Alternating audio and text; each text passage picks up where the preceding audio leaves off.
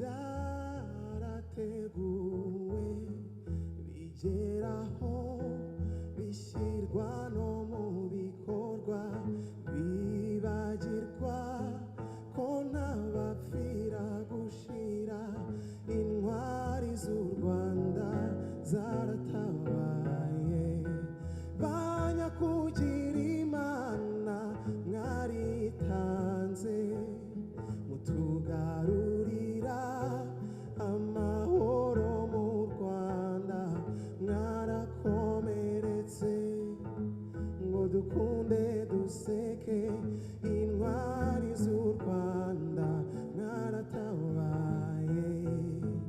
Chers Dancil, je vais commencer par vous. Nous avons vu le parcours d'Avega à travers ce petit documentaire de 6 minutes, mais je voudrais vous entendre, vous, en tant que fondatrice d'Avega. Qui est-elle? Qui est Avega aujourd'hui et qui est-elle pour vous?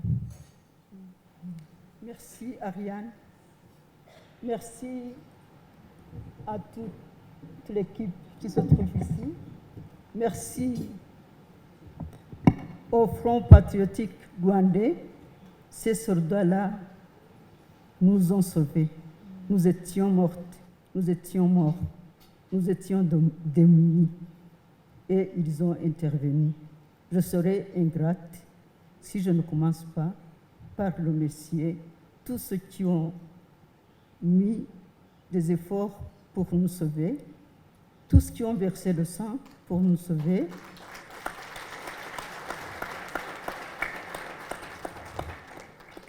Et alors, tout ce que je vais dire, je le dis au nom de mes consoeurs, veuves du génocide et veufs. Il y a des hommes veufs aussi. Et puis, je remercie de prime abord ces femmes qui ont pu penser à créer Avega. Quelques-unes sont ici, qu'elles se lèvent et vous saluent. Femmes battantes, levez-vous.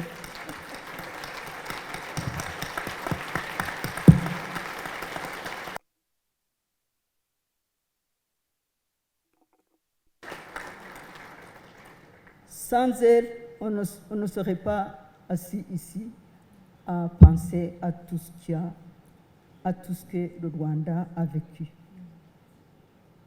Alors, tu m'as demandé comment nous avons pensé à fonder Avega. Avega est une association des veuves du génocide. Et le A, c'est Agahozo. Agahozo, ça veut dire consolation ou berceuse. Elles avaient besoin d'une épaule pour pleurer. Parce qu'elles n'avaient pas pu pleurer durant les atrocités. Et alors, qui devait les consoler? C'était la première question. Comme vous l'avez vu sur la vidéo, elles ont commencé à se chercher et on a pu être 50 pour pouvoir commencer l'association. L'association a commencé dans les larmes. On pleurait et on se demandait où vont-nous arriver avec ces pleurs. Il y avait des souffrances physiques, souffrances morales, il y avait des traumatismes, il y avait toutes sortes de mal qu'on ne peut pas supporter. On ne peut pas le supporter seul, sans le support des autres. Et alors, le désir de solidarité, le désir de s'ouvrir aux autres, le désir de pouvoir vivre, parce qu'on avait survécu, mais on se croyait morte. Mort, je ne parle pas des femmes seulement. Et alors, nous nous sommes demandé, qu'est-ce qu'on va faire? il y a tant de problèmes de santé physique et mentale, le problème de pauvreté, parce que tout était pillé. Les rescapés et même tous les autres habitants du pays étaient démunis, les maisons étaient détruites, alors on ne vivait pas. On a dit il faut faire quelque chose. Il ne faut pas pleurer seulement. Il y a eu alors la période de la détermination. La détermination nous a permis de pouvoir agir. On nous a dit, on peut le faire, vous pouvez le faire, vous pouvez faire quelque chose. Même nos enfants qui étaient grands nous disaient, non maman, vous êtes des héroïnes, vous pouvez faire quelque chose, tu peux changer le monde. C'est quelque chose qui pouvait changer le monde, c'était d'annoncer au monde entier ce qui s'était passé au Rwanda. Il y en a qui disaient que c'était des massacres, tout simplement, alors qu'il s'agissait d'un génocide qui exterminait qui voulait exterminer toute la race Tutsi. Alors, comme femme et chef de famille, nous avons dit, notre pays a besoin de nous. Les enfants rescapés ont besoin de nous. Ils n'ont pas de toit. Ils manquent d'affection. Alors nous avons dit, nous allons tout faire. Donner l'affection, donner à manger, donner le toit à tous ceux qui n'en avaient pas. C'est pour ça que nous avons fait une réunion et chaque femme amenait des enfants orphelins dans sa petite maison. Et chaque femme avait plus de 15 enfants dans une petite maison. Et on se disait, comment allons-nous faire vivre ces enfants? Comment allons-nous agir seuls et donner une éducation efficace à nos enfants? Alors nous avons dit, nous pouvons le faire. Chaque fois on disait, nous pouvons le faire. Et nous l'avons fait. Et vous êtes devenus les maires de ce pays. Et les mois qui suivaient l'arrêt du génocide, surtout le mois de juillet, on ne savait pas quoi faire. Le mois de juillet 1994. Le mois d'août, on a commencé à respirer et on a commencé celles qui travaillaient ont commencé à travailler. Mais nous avons heurté des défis. Il y avait des dames qui étaient éducatrices, enseignantes, et qui avaient perdu leurs enfants pendant le génocide. Quand elles arrivaient à l'école le matin, elles regardaient les enfants devant elles et elles pensaient, celui-ci a l'âge de mon enfant qui a été tué. Alors elles ne pouvaient pas donner cours. Elles couraient vite, pleuraient et rentraient à la maison. Bon nombre de veuves n'ont pas continué à faire le métier d'enseignant. Et les infirmières, la même chose. Quand elles allaient soigner les enfants et qu'elles voyaient que l'enfant avait l'âge de son enfant perdu, elle aussi, elle était traumatisée. Nous avons heurté des problèmes de traumatisme mental. Et c'est pourquoi nous avons pensé, la première chose à faire, c'est d'installer un centre de trauma counseling. Esther, ma compagne, a été la première à aller se former. On ne savait même pas ce que c'est le traumatisme. Nous, on disait quelqu'un qui est traumatisé est fou. Et alors, nous n'avons pas voulu que les rescapés traumatisés s'appellent des fous. Justement, peut-être, Esther, vous pouvez partager vous aussi cette expérience. Ce n'est pas votre premier livre, vous avez aussi coécrit avec Souad Belad, Survivante. Je suppose que vous parliez aussi de cet après, quand vous avez dit oui, on peut le faire. Et vous êtes allé vous former, comme vient de le dire Dancy, là. Peut-être parlez-nous de ce parcours, mais aussi parlez-nous de ce parcours en tant qu'écrivaine, de briser le silence, car comme on l'a entendu dans le panel d'avant, parfois la victime ou le rescapé veut se murer dans le silence et oublier ce qu'il a vécu. Merci beaucoup, Ariane. Avant de répondre à ta question, je voudrais dire un peu comme Dancy, là, sincèrement, merci. Hier, quand nous sommes venus pour répéter, pour voir comment était la salle, j'ai vraiment eu un choc positif. Je me suis dit, c'est pas possible. Dans cette belle salle, avec tout ça, ça c'est vraiment pour nous. Est-ce que ça peut être vraiment pour nous? Parce que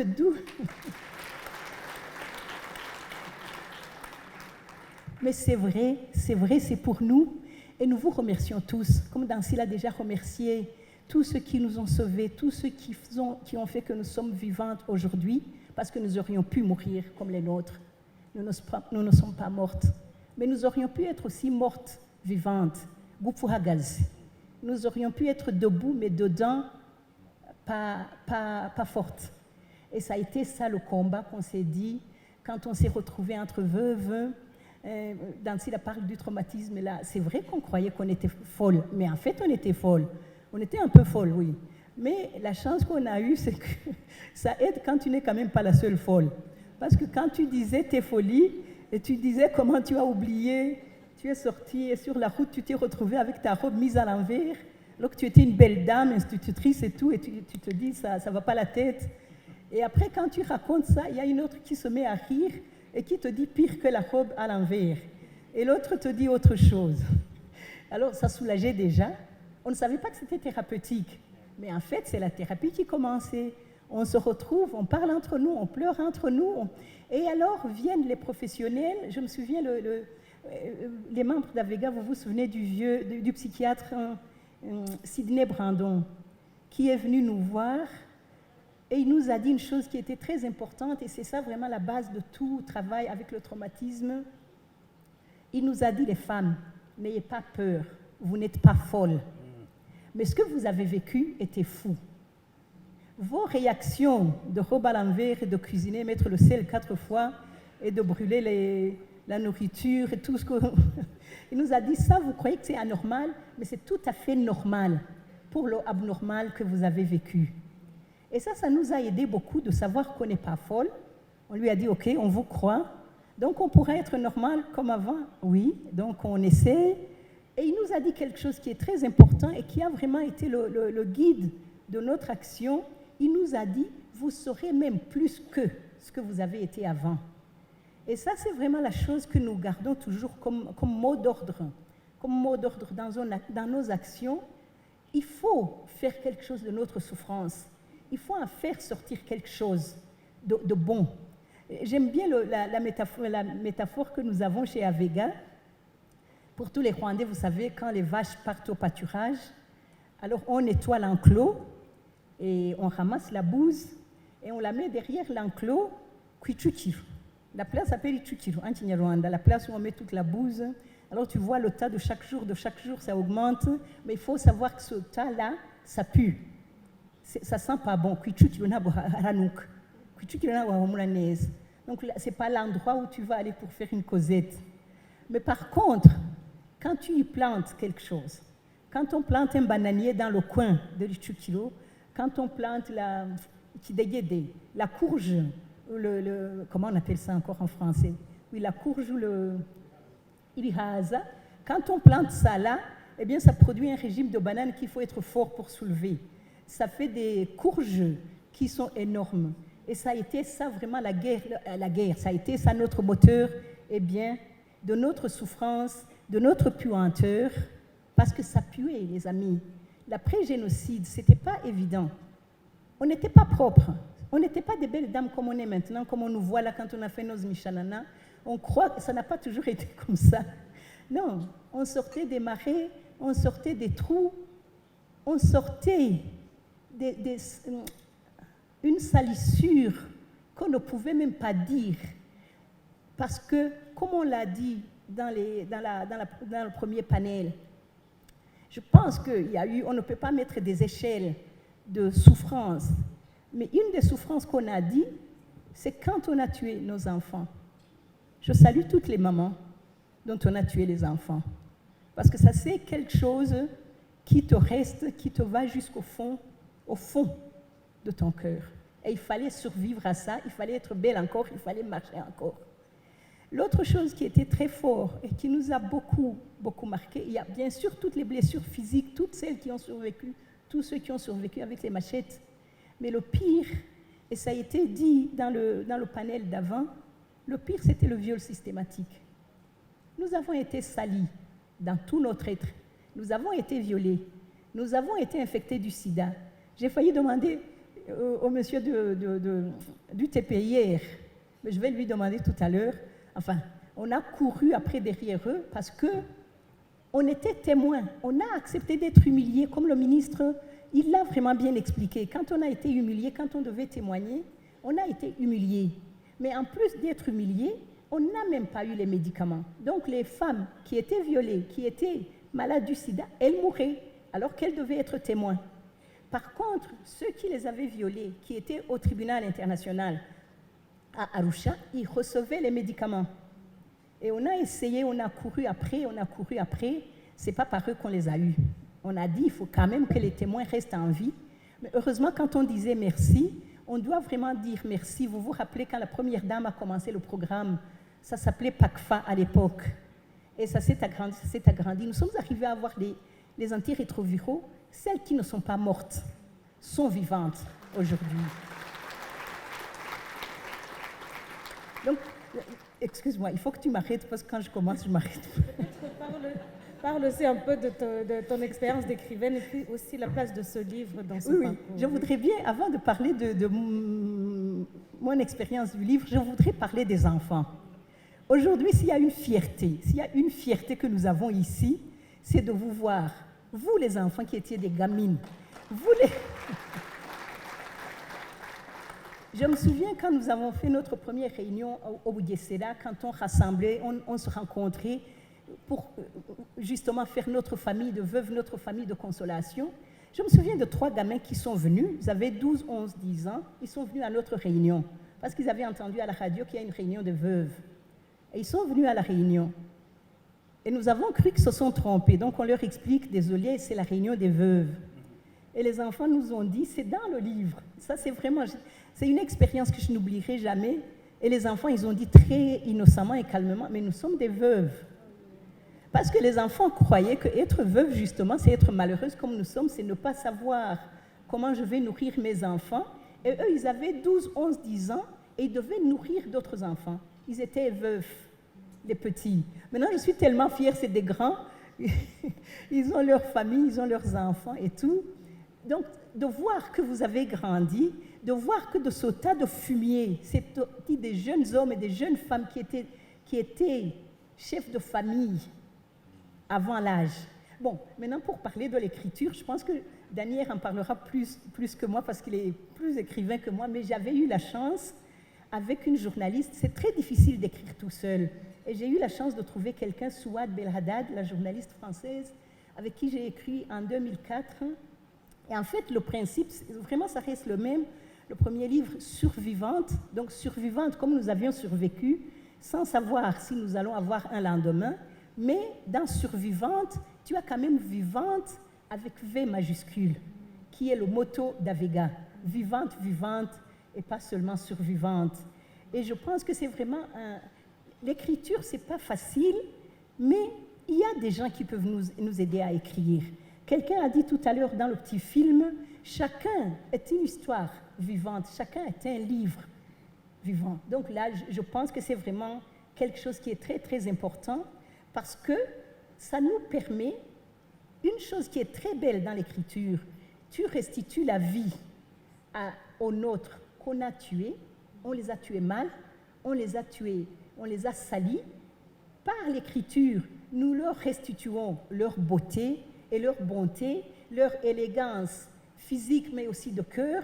Donc là, avec l'Écriture, on se permet de gagner. La vie gagne sur la mort.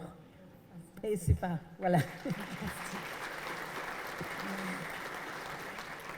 Oui, donc Daniel, c'est pas votre premier livre que vous coécrivez avec un rescapé. On vous connaît surtout pour moi le dernier Toussi avec Claver que vous avez coécrit.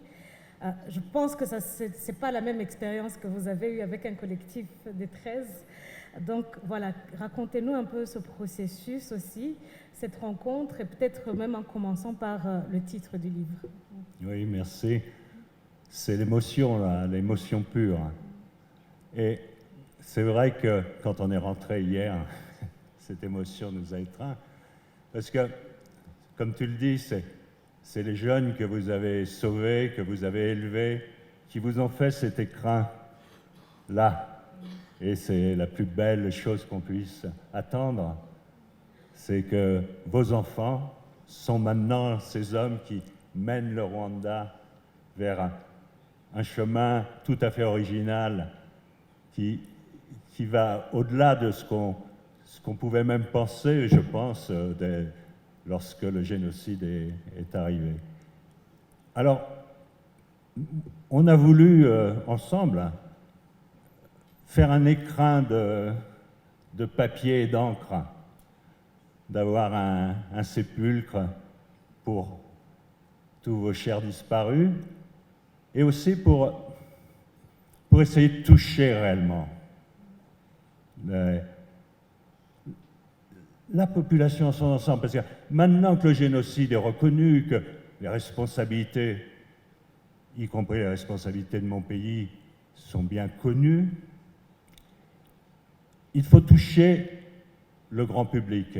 Et pour cela, nous sommes des êtres de langage, et la langue est décisive. Il faut des œuvres, il faut des grandes œuvres. Nous l'avons fait en toute humilité. Beaucoup de gens nous ont précédés, beaucoup d'écrits ont lieu, vous le savez actuellement, mais aussi avec ambition.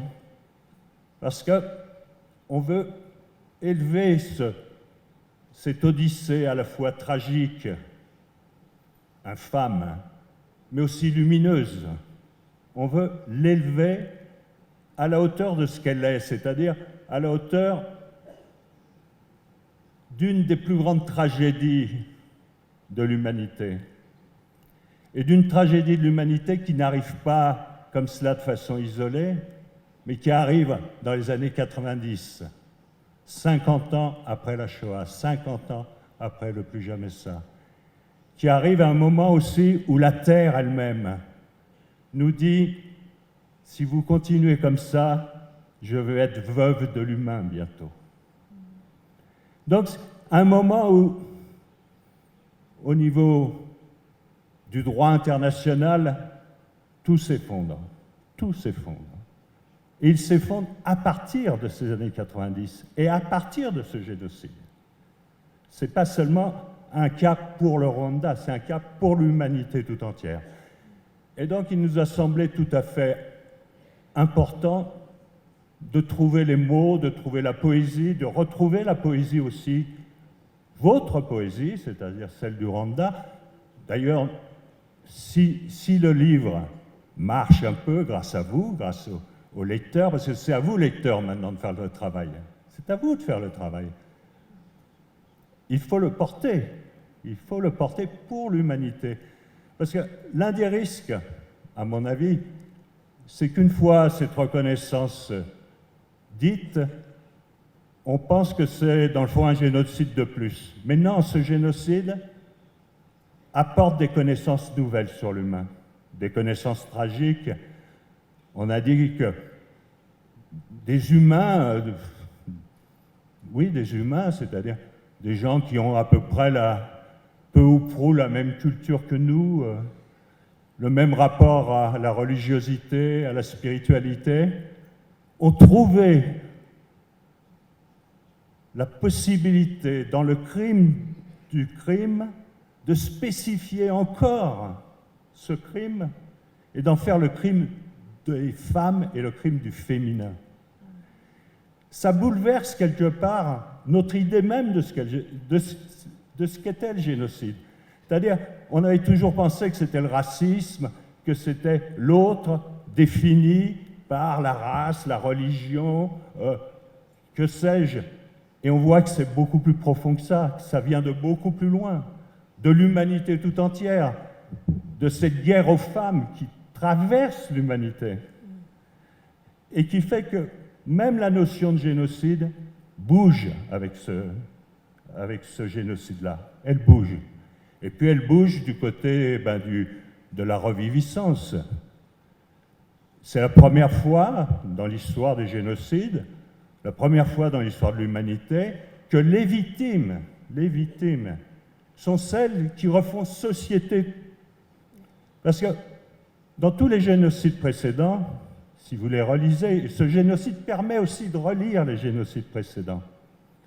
Dans tous les génocides précédents, dans tous les meurtres de masse, moi je pense à mes amis irradiés de Hiroshima, Nagasaki, avec qui j'ai travaillé, ces populations demeurent stigmatisées.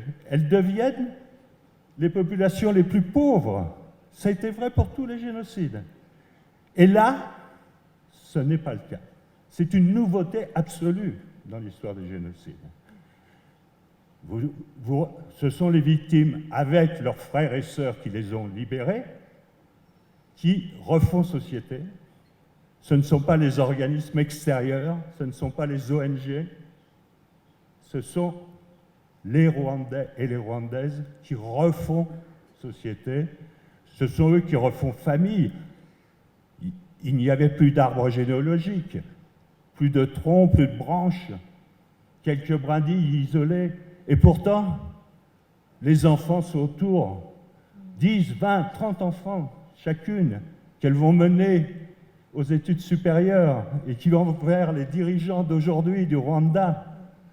Donc, des femmes qui, d'un seul coup, en Afrique, vont basculer la société patriarcale.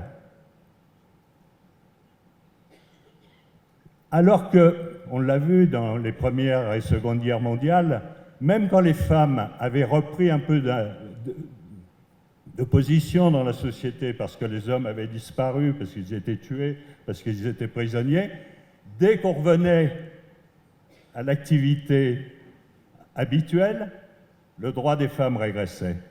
Ce n'est pas le cas au Rwanda. Ce n'est pas le cas au Rwanda. Et donc, je crois qu'il y a un message pour l'humanité, parce que si les veuves du génocide, et dans le fond, je me compte comme la 4e veuve, c'est ce que permet la littérature.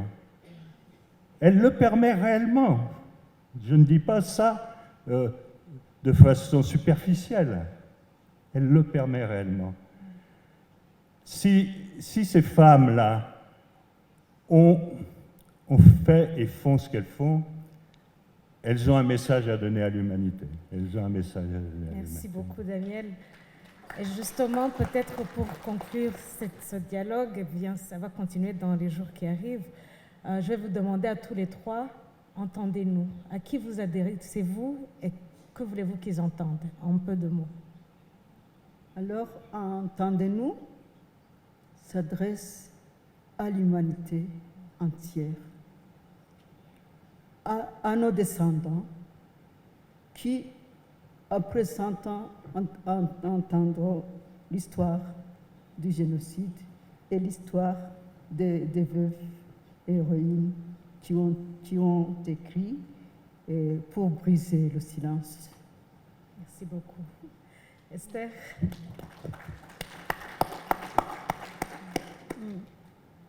Je pense qu'on doit bien préciser, merci beaucoup, et qu'on vous applaudisse, vous tous qui nous avez entendus, qui êtes déjà ici. Il y a déjà eu un grand public qui a entendu. Non, on aime vraiment dire ça parce qu'on a eu la chance d'être entendus. Nous ne sommes pas les premières veuves des Tutsis qui ont été massacrés. En 1959, il y a eu des veuves qui n'ont jamais parlé. En 1963, il y a eu des veuves qui n'ont même pas osé pleurer. Et pour la première fois, nous avons été entendus. Nous avons été entendus. Nous avons été entendus, nous avons eu la place, on nous a dit, vous pouvez être folle, vous pouvez vous. Et ça, vraiment, je voudrais que vous le sachiez, que cette reconnaissance, nous aimons dire, et je voudrais le dire à la première dame et à son Excellence le Président, la première camionnette Toyota, vous la connaissez, tout Avega connaît ça, qu'on nous a donné, quand on a dit...